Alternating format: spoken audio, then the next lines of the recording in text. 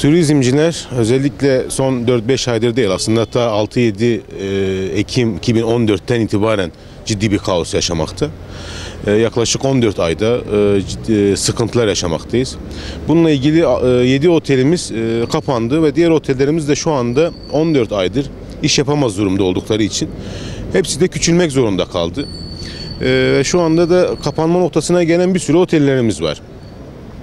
Yaklaşık turizm sektöründe çalışan personel, işten çıkartılan ve küçülmek zorunda kaldığımız için işten çıkartılan personel sayısı da 600'ü geçmiş durumda. Ve şu anda da 2016 yılında herhangi bir rezervasyon, herhangi bir kıpıldama görmüyoruz ve hissetmiyoruz da. Ondan dolayı bu sayıların daha çok artacağını ve otel sayılarının da kapanma noktasına geldiği için kapanıp sayıların artacağından endişeleniyoruz. Bununla ilgili de raporlar hazırladık. Gerekse Mardin Valiliğine, gerekse bakanlığımıza raporlar şeklinde yolladık. Bu işletmelerin ayakta tutabilmesi için bazı önlemlerin alınmasını talebinde bulunduk. Sadece otelciler değil, yani bunun devamında iş yapan esnaflar ciddi bir sıkıntıdılar. Yani yaklaşık 14 aydır gündemde olan 3-5 aylık bir olay gözüküyor ama normalde baktığımızda ta 2014 6-8 Kobani olaylarından beri, yani yaklaşık 14-15 aydır ciddi bir kaos ve ciddi bir sıkıntı yaşıyoruz.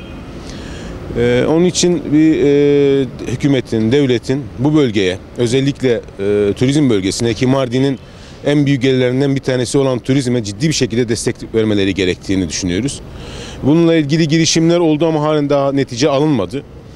Buradan da sizin vesilenizle yetkililere bir an önce Mardin turizmine, Mardin esnaflarına, bu bölgenin esnaflarına el atmalarını ve bunlarla ilgili çözüm önerilerinin sunmalarını istiyoruz, talep ediyoruz.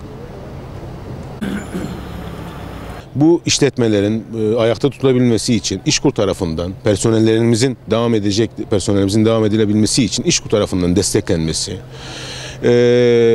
ölü sezonda Antalya'ya yapılan bakanlıkların seminerlerinin birkaç tanesinin burada yapılması. Çünkü burada Mardin merkezinde biliyorsunuz herhangi bir sıkıntı yaşamıyoruz. İlçe ve yakın illerde olan sıkıntılar doğal olarak Mardin'e yansıyor.